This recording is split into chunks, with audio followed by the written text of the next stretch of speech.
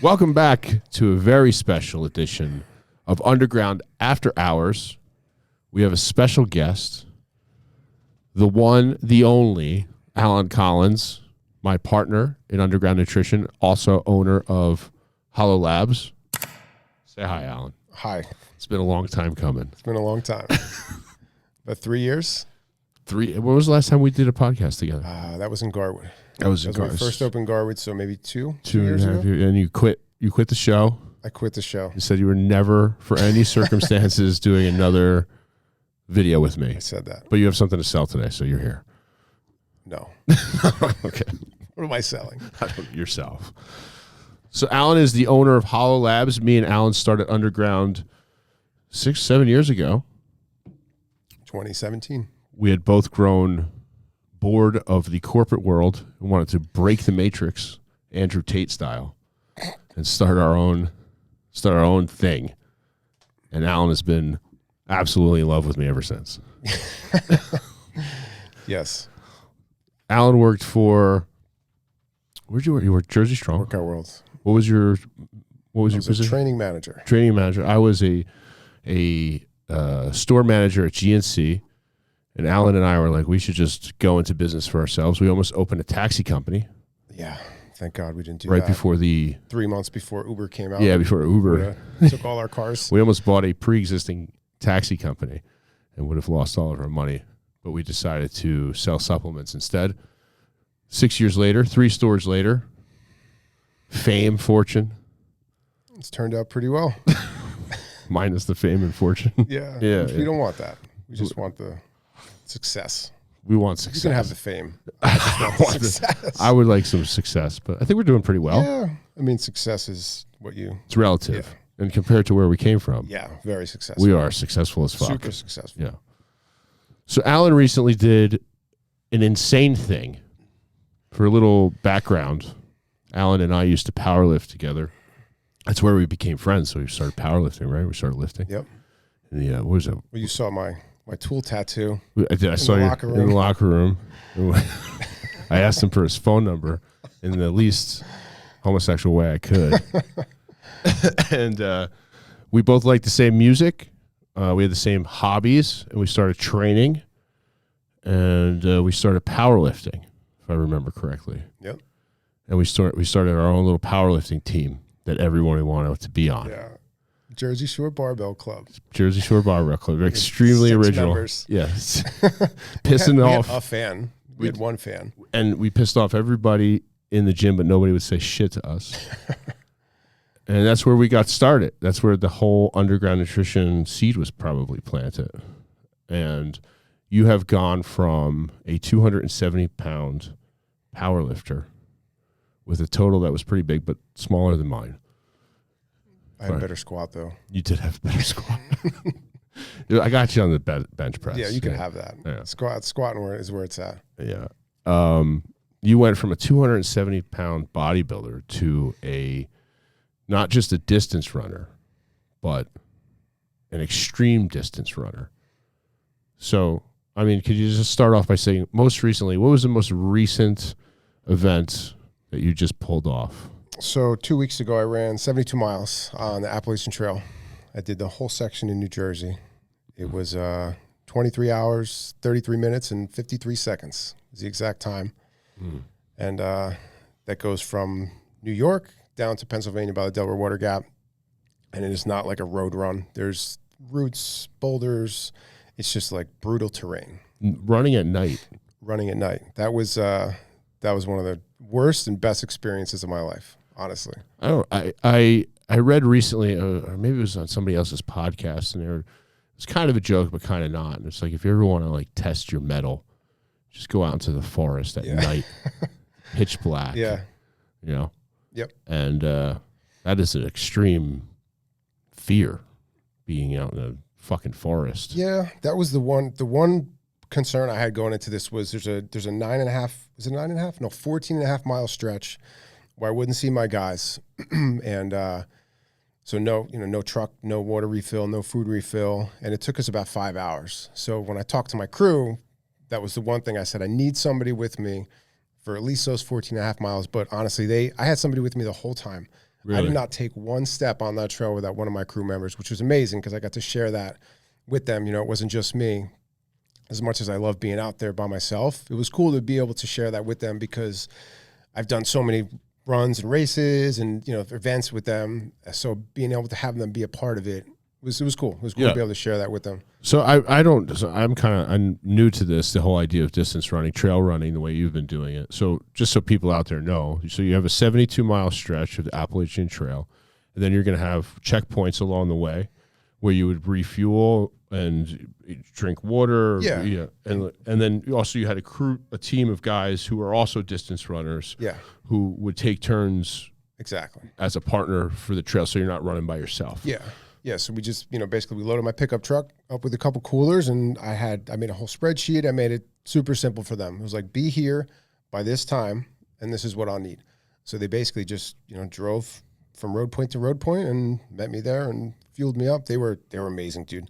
They were changing my socks, changing my shoes. Shane, like a Formula One car. Yeah, dude, it was like a pit stop. Yeah. Shane, one of my crew members, I like put tape on my nipples because I was starting to chafe. I did nothing. That's the worst dude. feeling. I dropped my poles. They would pick it up. They did everything for me that just saved me a lot of time.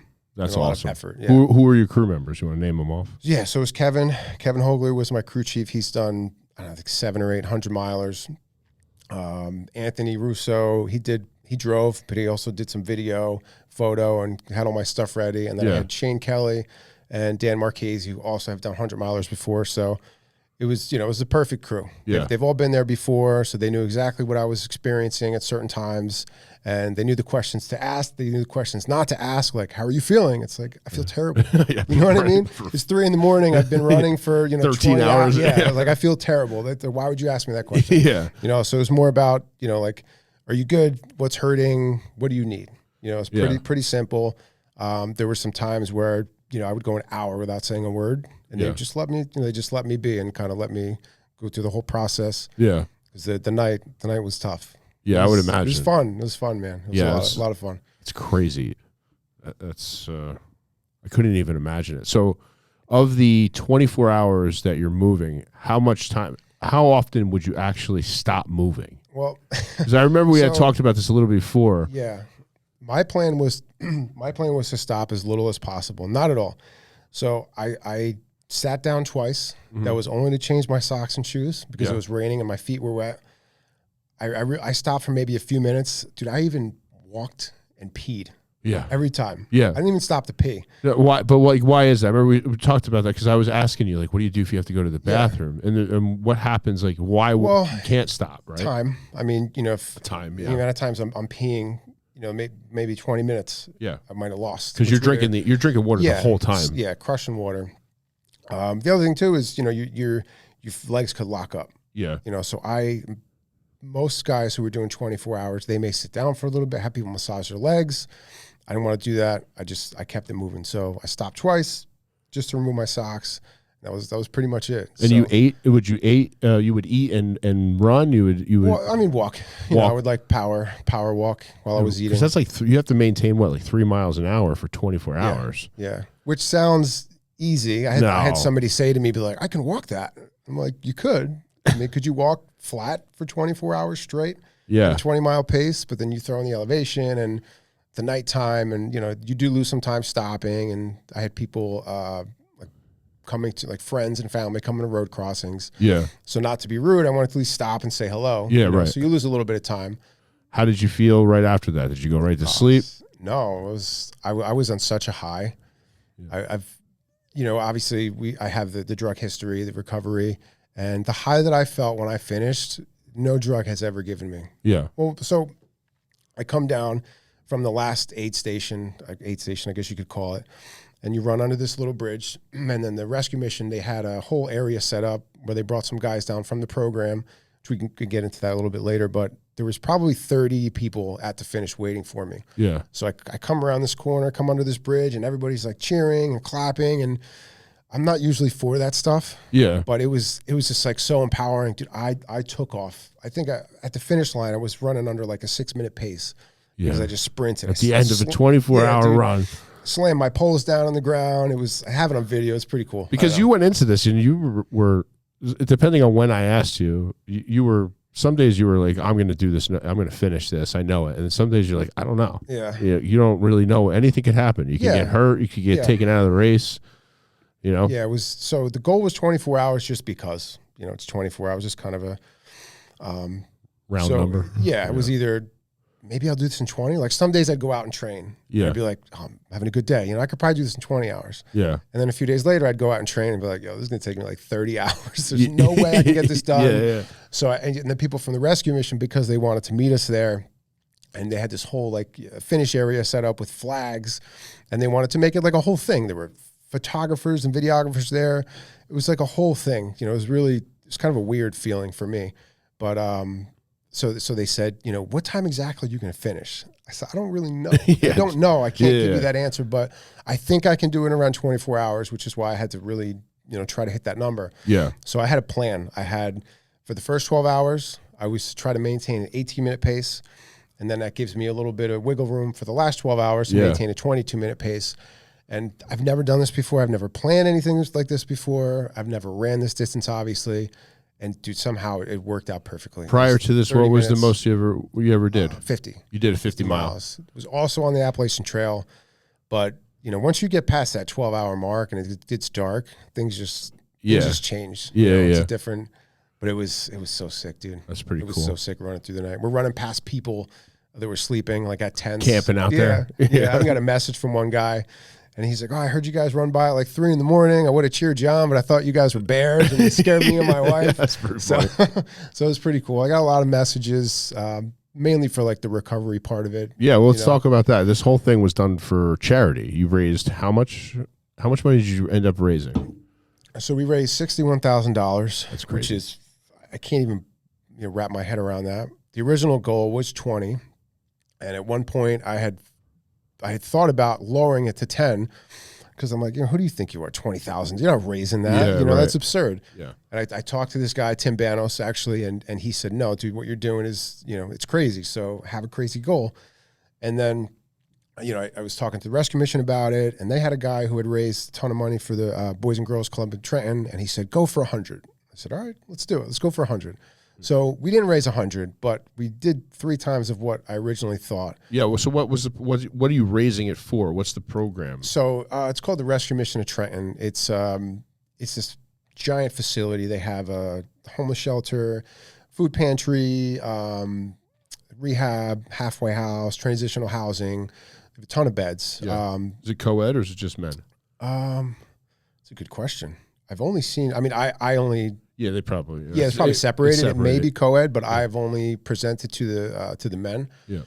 So me and my brother-in-law Curtis, who honestly, if he didn't drag me to the Rescue Mission 2 years ago, none of this would happen. So big shout out to him. So he's also clean. He's been in recovery. He went through the Rescue Mission about 10 years ago. That's where he got. Yeah, he had experience with the place. Yeah, yep. So he was in there. He's got 10 years clean also. So he went through there 10 years ago, and they started this new program called the New Direction Program, and it's basically an entrepreneurship program for addicts. Most of them had been in prison, so they pick. I think every wave of clients they have is about 100 beds. So they pick 10 out of 100. So this is something that they have to like apply for. Right. Earn a spot. Exactly. Yeah. It's not just, I can't go talk to a bunch of people like in a rehab that have no interest in what I'm saying. Right. Like maybe one person cares. They're side talking. They're doing it. Like I need to be paid attention to. Yeah. Right. If I'm going to put myself out there like that. So 10 guys, they're like super ambitious. Actually, it's 12. 12 guys, really ambitious. They have all these, aspirations about, like stop doing drugs, stop going to prison, and be business owners. Right. So we go down there, and it's really, it's a really cool thing we do. I get this amazing rush of energy when I'm down there because these guys are into it. Yeah. And it's a reminder too. Yeah. It's a reminder because you can tell they're fresh. Yeah. How long you been doing it? So we started doing it, I guess the beginning of last year. So you go down there, you speak in front of them. It's like a mentorship. You kind of give them your story. Yeah, it's basically 2 hours. It's a 2-hour thing we do. We have the first time we went, it was just like we just went down there and talked. We We had no approach. We had no outline. But now we've gotten to the point where we have sections. You know, it's like section 1, section 2, break, section 3. And, you know, we kind of start off, you know, we qualify, right? We tell them where we've been without getting into too much detail, just to, you know, make them understand that we've been there. Yep. Then we go into, you know, I do a part about discipline, because it's like a huge part of my whole thing is discipline, right? Being accountable to yourself. Yep. And then we go into the business part. So it's really a business geared program. How somebody in your position and our position went from nothing to owning a semi-successful business is essentially the program. Yeah. And so the money that you raise, what will that go to for the facility? So I guess just beds, right? Programming. Yeah, because they're state funded, or they're state funded, I believe. I'm not sure. It's probably a little bit of both. Yeah. If I can imagine, I'm not really sure 100%. Yeah, I think, is it Rescue Mission or Salvation Army? Is it similar? Rescue Mission of Trenton. Yeah. Is that Salvation Army? Is it similar? I'm not sure. Yeah. Honestly. Well, that's pretty cool. That's pretty cool. Yeah. $61,000. $61,000. So, just from a training standpoint, how do you train for a 72-mile run? Like, what's your program like 6 weeks out? Like, how are you even training for something like that? Yeah. So I still lift a lot. I lift hard. Lifting's always been something that I do. No matter what in life, I'll always be lifting. I always go back to the weights. There's been times where I've kind of veered away from it for the running, and I notice that's when I get hurt. That's when I'm not able to stay healthy. Yeah. You know, the lifting, I think, with having the muscle, having the bone density. So I lift 3 days a week. I have a Monday, I do more like a kettlebell functional training, leg day. Wednesday's upper body. Friday is a squat, deadlift, barbell. I try to just completely destroy my legs. Yep. And then on, I guess I have 5 days a week I'll run. The main bulk of my training is done Friday through the weekend. So I try to have a heavy squat, heavy barbell, deadlift on Friday, and then I'll go into a long run on Saturday. Okay. So the idea of that is to pre-exhaust my legs, because you're not running 72 miles to train for 72 miles. Right. It's different than any other sport in that sense, because, you know, like powerlifting, you can get test close. your 1 rep max. Yeah, you get close. We're at 95%. Yeah. You know, bodybuilding, you can pose. You can really test any of your. So for running, it's different, because you're not. If I did a 72-mile run, you can't even really get near 72 miles. I was going to do 50.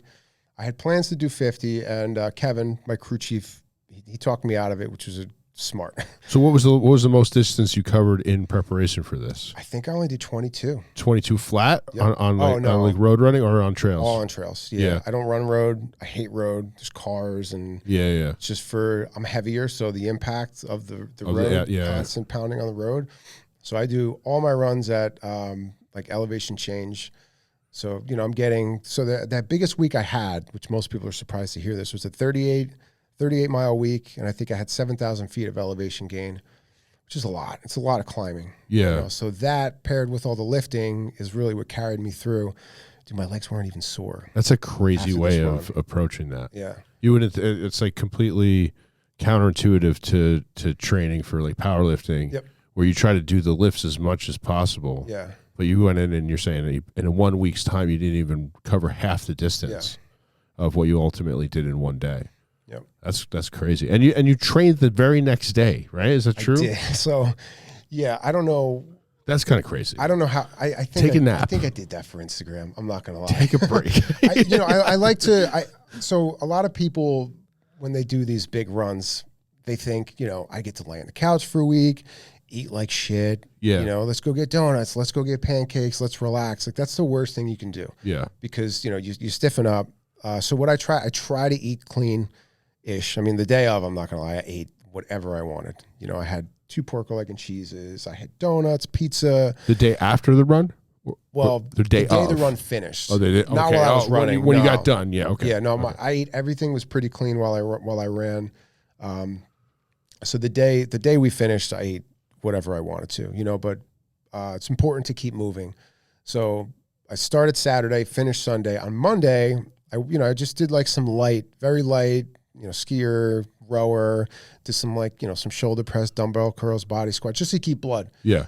So I felt good. Went for a 1 mile run. Were your feet fucked up? They were a little messed up. Like blisters and shit? A couple blisters, but they weren't as bad as I don't know, man. It went too smooth. Yeah. It really went too. I don't know what. I feel like somebody was watching over me because I didn't fall one time, dude. Yeah. I fall all the time. Yeah. Every 20 miles. Trails. Yeah, I'm always falling constantly. I'm always cut up and bloody and bruised. All my crew guys fell. I think they all fell at least once. Really? Dan took a mean spill like toward the end too. Remember when I fell hiking with you? I do. Like, it's the first and last time you ever went hiking. Yeah. You're like, it's a quick little hike. Yeah, it's easy. And it was like a 9-hour ordeal. And then I fell right at the end. Like I could see the car and I fell. My legs slipped out from underneath me. I hit my head and slid. I was just walking, but I saw the car, so I got excited because I couldn't wait to get the fuck off that trail. So that's the day. Okay, so here's a funny story. We're driving to this trail. You might not remember this. Probably not. But we were just talking. It was a long ride, so we were just having conversation. And you said that you could take, I think it was like a couple hyenas or something we were talking about. And you said, I think I could take a couple hyenas. And we're like, no, you can't. You can't take one hyena, right? I could fight them all. Yeah, he squats, or he deadlifts 600 pounds, so he could take a pack of hyenas. Seven. Was it 7? It was 7. Oh, all right. It's competition good. 7. Was it? It's pretty good. 690. 690. It's not, all right. Well, we'll round up. So Scott can take a pack of hyenas. So we're hiking. We get to the top of the mountain. We're all just hanging out, enjoying the view. And out of nowhere, I don't know, I guess it was like a black lab, comes out of nowhere, charging at Scott. Scott has a mental breakdown, starts screaming. Yeah. And we're like, what happened to, you could take a pack of hyenas, but we're on a trail. And out of the corner of my eye, I see a black shadow. And in my mind, I think bear. And it was running towards me, but it turned out to be a happy Labrador. But in that split second, I had a visceral reaction that I could not control, which was that of extreme fear. And I made a shrill. And I was so mad that this guy had this dog off the leash. I like dogs, but put your fucking dog on a leash, dude. Especially if he's going to charge at people on the trail. So I still think I could take a pack of hyenas. But you can't deadlift anywhere near 700 pounds. No, I'd be lucky to get 405 off the ground at this point without snapping my back. I don't deadlift anymore. No, you shouldn't. No, I don't think anybody should. No.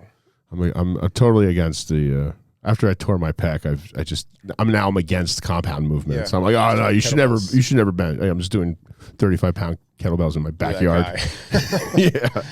Yeah. Telling everybody in the gym, you shouldn't do that. Yeah, you should pictures of yourself. Oh, you eat carbs?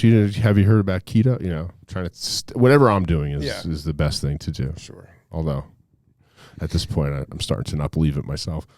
So, getting back to, we were talking about training for it, right? So I'm curious about two things. Number one, you maintain it. You're at like 220. What do you know how much you weighed the day of the? Yeah, I got down to probably like 212. 212, and that's massive for a distance runner. That's fucking huge. I'm 5'9", 5'10", so yeah. I mean, you got longer guys that are 6'2", that weight, but they're longer. They're more. I'm not really built for distance running. No, sprinting maybe. Yeah, but definitely not long distance running. So, what's your diet like? I mean, what kind of foods are you eating? Are you eating specific things? Are you meal timing? Burp. What's your approach to eating going into this? So for this event, I went back to keto, and it's because being fat adapted, long distance running and being fat adapted, it's better than having carbs as your main fuel source because you're not really tapping into your muscle glycogen. Yeah. So the idea is on race day or even long run days, any days that I had 20 miles or more running, I would utilize carbs. So I'm getting carbs, which I normally don't eat, and then I'm also getting the fat adaptation burning as fuel. So I went back to keto probably 12 to 16 weeks, and I've never eaten this clean in my entire life. A true keto. Or using a modified keto. I was doing some carbs, but high in fiber, complex carbohydrates. A lot of meat. I was 2.5 pounds of beef per day. What? Yeah. Wow. 6 eggs, avocado. I was eating these keto bricks. Yeah, You've tried those. Disgusting. Unedible. I love them. There's the most disgusting. It's called a keto brick, and it sounds what it's like. Cacao, butter. Yep. It's like salt, right? It's got some sea salt. Yeah. Well, when you don't eat any sugar, it tastes sweet. It's sweet. Yeah. So it's it tastes sweet. If you're not on keto, it does not taste sweet at all. It's just like the texture is weird. Yeah, it's like kind of fatty. It tastes like it's super fatty. Yeah, it tastes fatty though. It's got like a very almost like a greasy kind of. Yeah. But it's also super hard. It's hard to bite into. They've gotten better with them. Now they're a little softer. Yeah, the flavors are a lot better.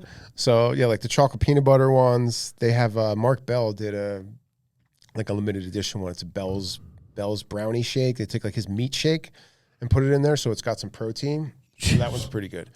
The other ones before that were just straight fat, right? It was like mostly a couple grams of protein. Yeah, it's like, well, no, it's got for the whole thing. It's 1,000 calories. Jesus. There's 92 grams of fat. You ate that while you were running on the trail? I ate that for the first like 6 to 8 hours. That's all I ate. Really? Just snacking on a brick? Yeah, and then there was like one moment where I couldn't stomach them anymore. Yeah. And then I started using carbs. So I eliminated caffeine and carbs for the first 8 to 12 hours. Then you switched over to just a faster, quicker energy source. Yep. Yeah. Yes. I think that worked out. So leading up to that, you had very limited carbohydrates, like sweet potato. Any other carbohydrates you would have in your diet? Like sourdough.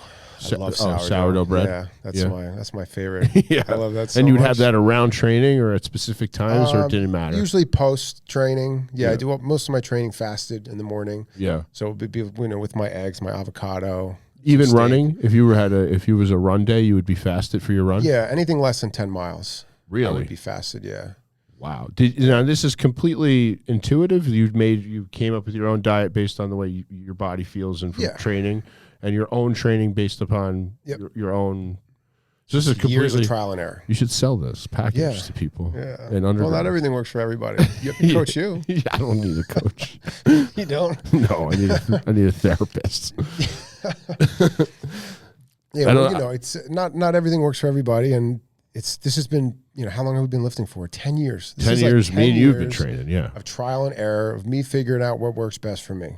People, I'll get message from people like, what's your meal plan? Or, what are you eating? What's your training like? I'm like, my blueprint won't work for you. Yeah. You just need to get off the couch and stop eating Chipotle 4 times. Come up with your own blueprint. Yeah. But after your body, after 10 years. So, okay. So what kind of supplements are you using on like a daily basis? Like, so glycine I use a lot because of you. Because of me, yeah. Glycine, magnesium. I do those before bed. In the morning, I do creatine, glutamine, glycine, and taurine. Fasted? You'll take that before you start training? Yeah, before I train. Yeah, I have like my little pre-workout concoction. I'll use Flood. Yeah. It's a Hollow Labs product. Hollow Labs, yep. Yeah, it's a great pump product. Yeah, it's great. One of the best. Yeah, it is the best. Do you use electrolytes? Yeah, I use a lot of electrolytes. In the morning, fasted, you'll use the electrolytes? Yeah, I drink electrolytes all day. So are you make that glutamine, glycine, taurine, electrolytes, some pump stuff from Flood, and you'll sip on that while you're training, or you drink that before, like the whole thing right before? Yeah, that's like my pre-workout. Yeah. Yeah. And then, so what other supplements? Anything else during the day, or just like nighttime subs? That's pretty much it. Just drinking any protein shakes? No, not really. Yeah, you don't need to. Especially not when you're doing keto. 2.5 pounds of beef. Yeah. Yeah. When, if this winter I'm going to go back to like a little bit of a building phase, so I'll probably use some protein powder, but I prefer to get it from, whole food sources. Yeah. Yeah, I think there's a lot of people mess that up. Yeah. Just pounding 6 shakes a day. Yeah, pounding protein shakes. Yeah, it's good for us that they, come and buy a 5-pounder every 2 weeks. But I mean, it's a lot of powder. If you could eat some eggs, that would also help too. Yeah, for sure. So diet, supplements. So I called you one day and I said, what are you doing today? You said you were training you were going on a run, and you said you were doing a 20-mile run, right? How long is that taking you in it? Like 4 to 5 hours, depending on 20 miles. 20 miles, yeah. Depending on the intensity, the elevation change. If it was flat, I would do it much faster, but because of the types of runs and races I do, they're all elevation. So I train with elevation. So I prefer, honestly. I don't like flat. It's just so boring. yeah, Being in the mountains get a is little more much more exciting. stimulation. Yeah, bears, dude. Yeah, I've run into so many bears up mountain there. lion.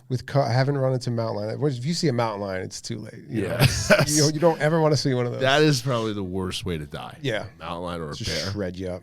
That'd be fucking crazy. You got some bears at your house. You sent me some videos. I had a bear at my house this morning. It's the same one. I don't know. Remember you said you were going to kill it. I said no, you're not. No. You said I might have to because my chickens. Yeah, if you go after my chickens, then it's like going after your family. Yeah, exactly. Yeah, those are my eggs, dude. I remember, 2 or 3 years ago, maybe longer, when you were like you were in a hunting phase, and you had bought a bow, and you're like, I'm going hunting, and you had never killed an animal before. No. And then you called me, I think, later that day, and you're like, I couldn't do it. You couldn't kill a deer. Have you been able to hunt since? No. Nope. But I this winter I plan on it. You're gonna do it? I have to. I mean, the lifestyle that I live, the amount of meat that I eat. Yeah. Where I can hunt in my backyard. Yeah. My backyard backs up to this like whole nature preserve. So I got a new bow, I got a new target, and now I'm like super motivated. Yeah. Had a shot in a couple of weeks, but I'm trying to, and I don't know if I can pull the tree. It's like I love animals. I don't think I could do it. No, there was a beetle in the house yesterday, and like I picked it up and brought it outside, and Marie's like, "Why didn't you just kill it? Why would I have to kill it? It's not doing anything to me." I can't imagine. I can't. Spiders. Imagine. That's one thing. I mean, I can imagine killing my food out of necessity, But if I can go to the store, or I can pay a butcher, I would just call me a pussy. I don't care. No, I get it. I don't know.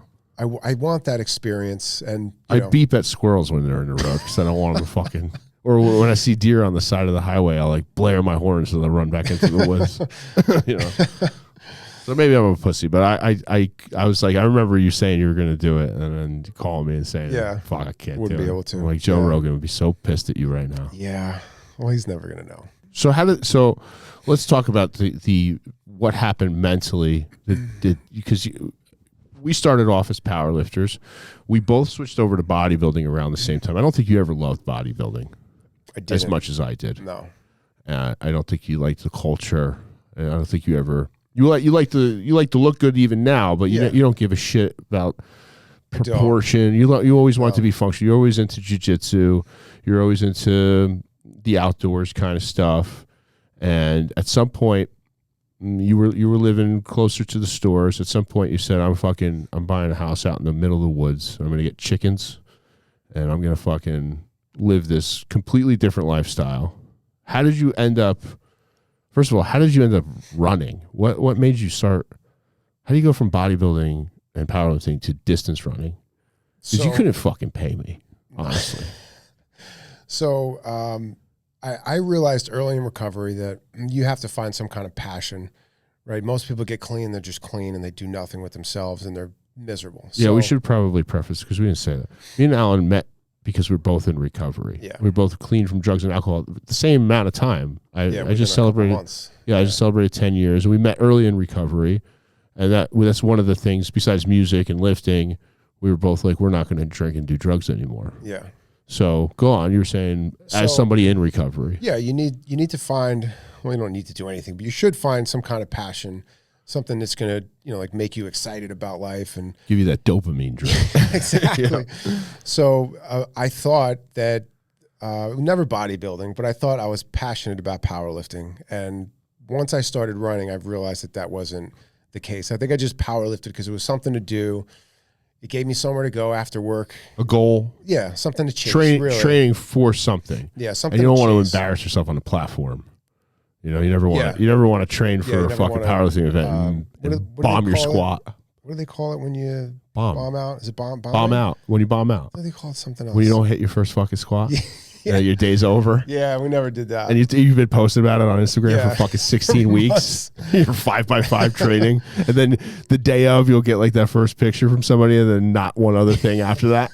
They fall off the face of the earth for a week. It's like bodybuilders too. They're posted like fucking 3 weeks out, 2 weeks out, day of, and then fucking crickets. Yeah, nothing. Yeah, it happens, man. It sucks. It sucks. So yeah, I thought powerlifting, I thought I was passionate about it. I was all about it. Watched the videos, Brandon Lilly, Brandon we went to those Lilly. events. Yeah. You know, it was fun. It was a fun time. We really had no stress. It was just like, you know, we were living in these houses, making stay halfway clean. houses, making no money. Yeah, go to probation, piss clean, and you know what I mean? It was, pay all your fines off, get your license back. That was it. That was the name of the now game. we have, you know, bills and businesses and, you know, stress. Who would have thought? Who would have thought? Yeah, right. So what was did you see something? Did somebody inspire you? Like, I never in my mind as I never woke up and said, I'm going to fucking run 5 miles today. Yeah. I had the rugby phenomenon happen where I wanted to hit people, and also as a side effect of joining a rugby team, you have to run, which I didn't love so much. But like, what inspired you to run?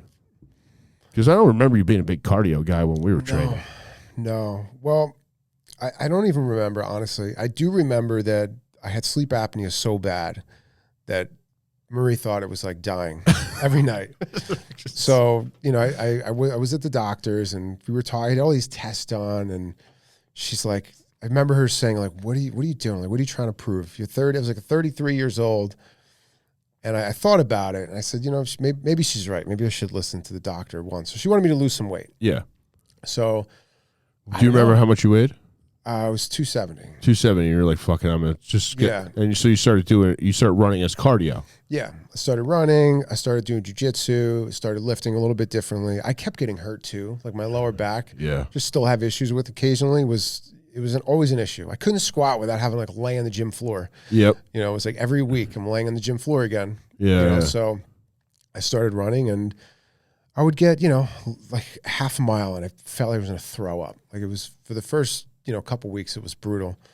And then, you know, I found David Goggins. I started listening to David Goggins' his audio book, and I said, you know, maybe he's right. Maybe he's onto something. And I would get to that point, and then I would walk a little bit, and I would just keep running.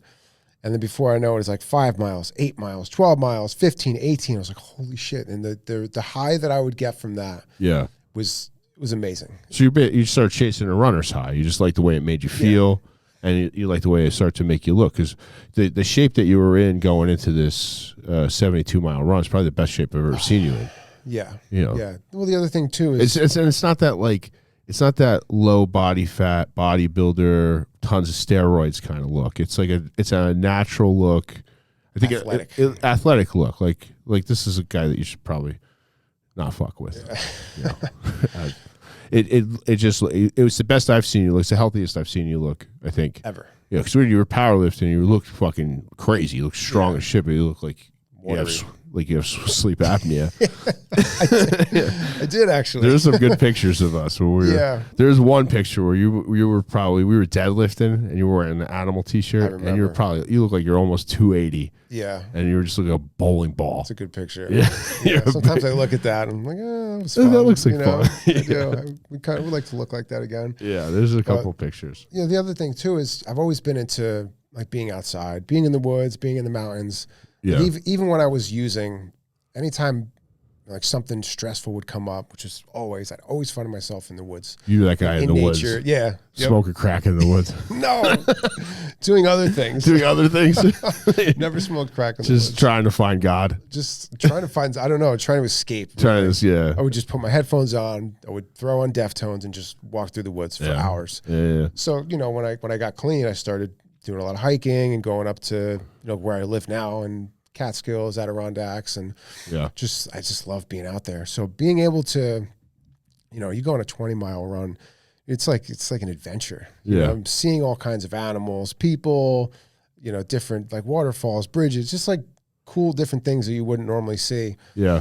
And you know, in a 24-hour event, you're experiencing a lifetime of emotions.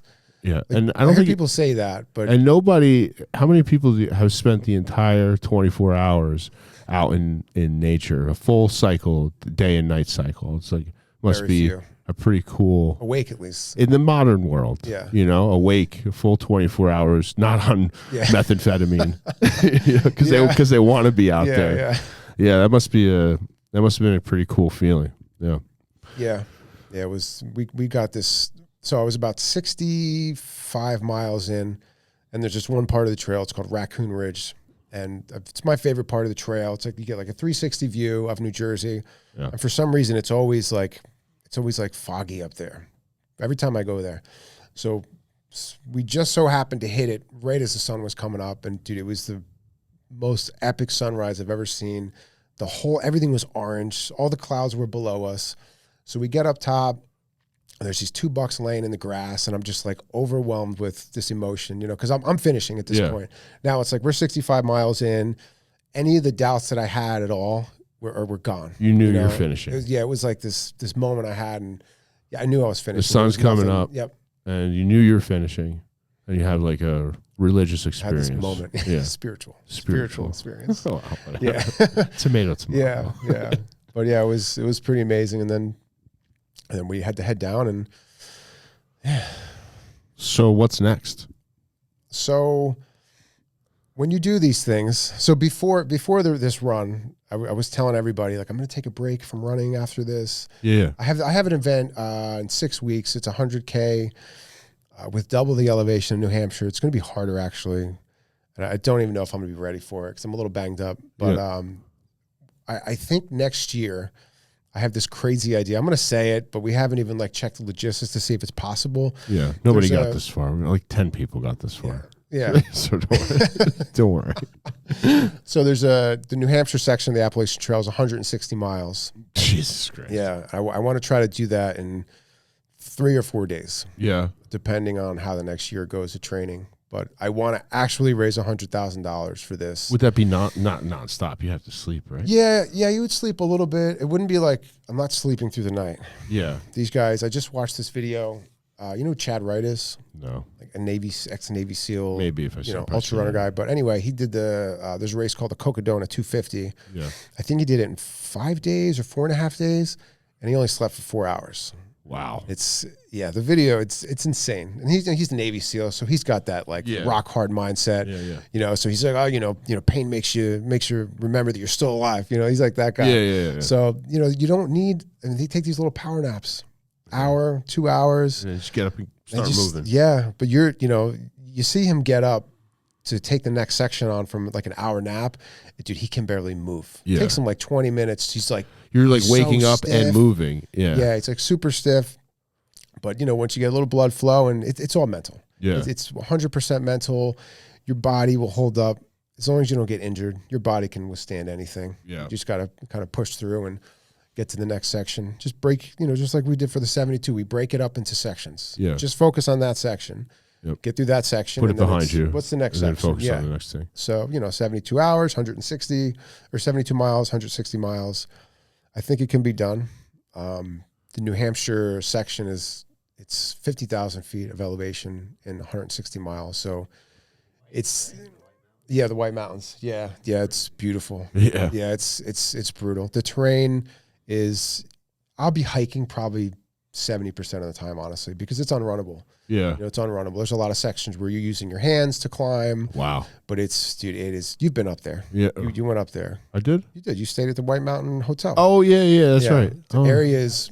I didn't go. I went to the spa. Yeah. I took a trolley up to the top of the mountain. Oh, it's really nice up there. Yeah, it's amazing. But it's got, it has like its own weather system. They've recorded the highest gust of wind. I remember in the world. on top of that mountain, it was so cold. I had to buy a sweatshirt. That's how they get you, because it was like 90 degrees at the bottom, and it was 30 degrees at the top of the mountain. I was freezing up there. And the wind has its own weather system. Yep. That's right. It snows every month. I was there. How did you know that? Yeah. I didn't know that. I remember you telling me. It's like one of the things that I forgot. you did that I did. Yeah. That was pretty cool. Yeah, it's a cool spot. So so it's next summer. I want to do it. I think I'll have the same crew, and I'll have to add some people. Yeah, that's going to be a massive. It's going to take me some time to really plan that, because it's not like in New Jersey. If something goes wrong, I'll be fine. Something goes wrong up there, like I've run out of water or food, and the weather changes. Like I'm in some serious trouble. So I need to really. I'll probably reach out to some people who have done it before and get some advice. You have any questions, comments? Like I said, dude, everything went as perfect. It went almost perfect. I didn't fall once. You walk when you have to walk. I'll be honest. In the daytime, there were some flat sections that I power hiked. I just like walked really fast. because of the heat and humidity was starting to beat me up. And my biggest fear was that my legs were going to blow up at night. Like that was my biggest fear. Like 3 o'clock rolls around and my legs are locking up and I'm cramping. So I tried to preserve as much energy as possible during the day. So I walked some sections that you normally would run. Yeah. But, you hike all the uphills. Obviously, you're not running uphill. You jog the flats, and then you pick up some speed going downhill. So there's a strategy to it. Yeah. You're walking a decent amount. Most people don't know that. They're not running for 24 hours but straight. You're moving. I'm moving, not stopping. You're not hiking like I'm hiking. No. I'm moving. Yeah. Well, that's pretty impressive. Were you running in the rain? Yeah, so the first 4 hours we got dumped on, and then the rain left, and then the heat came in, and the humidity came in, and then the bugs, dude. I had welts on my back from, I don't even know what they were. I guess they were flies. Some kind of flies. How low did the temperature get at night? I don't even know. Was it cool though at night, or was it still like humid? No, dude, it was so humid. With your headlamp on, you could see probably this far in front of your face, but there was so much moisture in the air, you could barely see. Just attracting bugs. Yeah, attracting bugs. The amount of spider webs that I ran through. There was one point where I probably ran through hundreds of spider webs. Yeah. And I said to my guys, I said, can somebody please run in front of me, or I'm going to lose my. I can't do it anymore. I hit one spider of them on the ground. I can't handle it. It's going to make me sound like such a pussy, but I fucking spiders, man. Spiders, nighttime woods, running. Yeah. That's like my fears right there. Yeah, there was a lot of spiders. There was one point, Dan bit the bullet and ran ahead of me for a while. I was so grateful for that. Like, fuck you. But he's like messing with his headlamp at one point, and as he like gets his headlamp back on, he was running, and there's a spider web, probably 4 feet, just covered the entire length of the trail, across the whole trail. Oh my God. And the spider had to be, I don't know, like a golf ball this big, and he must have been 2 inches from it. He pumped the brakes so hard he almost fell back onto, he almost fell backward, and it was a lot of spiders. Ugh. All right, so we're good to go. I think we're going to finish it up. The last thing I'm going to say about Alan is you do all these insane things. You do all these crazy things. I actually, as much shit as I give you for it, I kind of admire you for this, because you have products to sell. You have a nutrition store with me, and you have a supplement company, and you hate social media. I hate it. It's your least favorite thing. You don't like talking to the microphone. You don't like filming yourself working out. You'll talk about it all day, but when it comes down to like doing the social media thing, because you live that Joe Rogan, Jocko Willink, but not in your own way. Yeah. Maybe you were inspired a little bit by them early on, but you have chickens. Chickens. You have a full family, a couple kids, living on a farm, running 72 miles, training in your backyard, but you just won't do the social media thing. Is it just that you hate it? I don't know. You hate. You're not but in the store you'll talk about supplements. You'll do sales. You'll like. I like human interaction. Yeah. I like talking to people about it in person. I like sharing my experience with people in person. Yeah. But I don't know. That's why you do so good with the Salvation Army, or with the Rescue Mission. With the Rescue Mission. Yeah. You like doing it one-on-one. People don't even know this stuff about you. Yeah. Which is, and so many other people, probably myself included, would talk about it, because I know that it would be something interesting to talk about, and we have a product to sell, and there's no shame in that. But people also they'll talk about the charities they do, and they're always trying to sell something. So I guess so you just never got into it. I don't like to. I feel like it's bragging and like feeding the ego, and I just like to. I like to do it because I like to do it. And to be honest with you, so you saw the videos that I had made. Yeah, going into Rescue it. Mission, and I did that because it was for something greater than myself. Yeah, would have never did that if you know me. I'm not doing any videos. I'm not talking into the camera. Yeah, but I had workout videos. I'm taking pictures of myself shirtless and being interviewed. I'm in the newspaper. Yeah, I don't do those things. I like to live the way I live, and I enjoy it. Once I start putting it out there, I don't know. I'm like, I go back and forth with it, because I know I feel like people can benefit from it, and I do have something positive to offer, but I don't want it to come off like I'm like bragging, and because so many people do. So I scroll through my social media, and it's just, I don't know. I get it. But You it's so gotta important find for it. my You gotta brand. try to find a balance. I think you kind of like broke the seal a little bit with this because, you know, I was busting her balls. I'm like, why don't you raise $60,000 for fucking underground? You know, why don't you raise some money for the company? You know, but I think once like we said, like once you're like, this is above, you know, it's not just like doing it for yourself or trying to sell a pre-workout. It's like trying to help some guys out who need help. Yeah. You kind of, and the videos you did were good. Yeah. They came out great. I mean, at this point in my life, you know, not like, look, we're not millionaires. Everybody thinks as soon as you open a business, you're a millionaire. Yeah. You know, I'm comfortable financially. I'm in a good relationship. I have like everything is pretty good. So now I'm at the point where I need to start, you know, kind of being of service, giving back. And, you know, the rescue mission, this whole thing came along. It was like the perfect time because I don't think at any other time in my life I would have been standing in front of, you know, 15 people talking. Yeah. You know, and now, so another thing was pretty cool that happened with this is the Sussex County drug court judge somehow saw the story about the run that I did, somehow got a hold of Curtis, and he wants us to be the guest speakers at the next drug court, well, recovery court. Yeah, They changed the name. it. This is a good thing, Yeah, right? The drug court sounds so dirty. Yeah. You know, so recovery court, they want us to be the guest speakers, and that's like, it's like 50 people plus all their families. Yeah.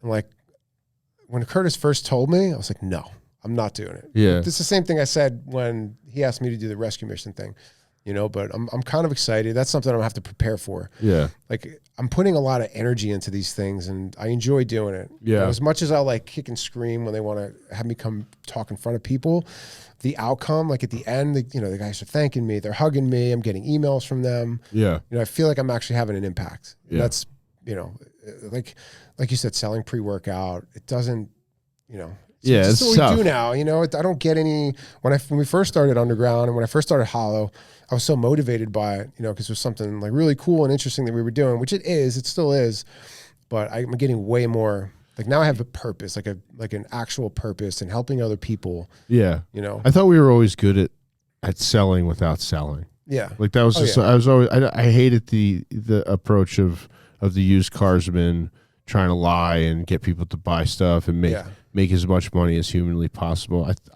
I attribute a lot of our success to the way we were in the beginning, like just try to give people information and give them good shit and then have like interpersonal relationships and they see that and then they come back. And still, you know, I'll tell somebody like, I'm going to sell you something. Like I have family to feed, you know, I'm going to sell you something. I'm here to sell you something. But like different from other stores that you go to or, you know, other websites that you shop at, you're going to enjoy what you take. You're going to come back and thank me, you know, because you're going to get good results. Yeah. You're going to enjoy the whole experience of coming into the store, being educated by us. I didn't sell it to you because I want to make money on you. Yeah. You're looking for something to help you and I can sell, you know, I'm trying to get you the right stuff. Yeah. I talk people, and I know you do. I talk people out of shit all the time. And they're like, don't you own the store? Don't you want to make money? I'm like, yeah, but you know, you're going to like that I, you know, saved you from spending $60 on this product that you don't need. Yeah. You're going to go tell your friends how, you know, the experience that you had wasn't, you know, what you had across the street when they try to sell you 12 fish oils for the price of 6, you know, multivitamin gummies. Exactly.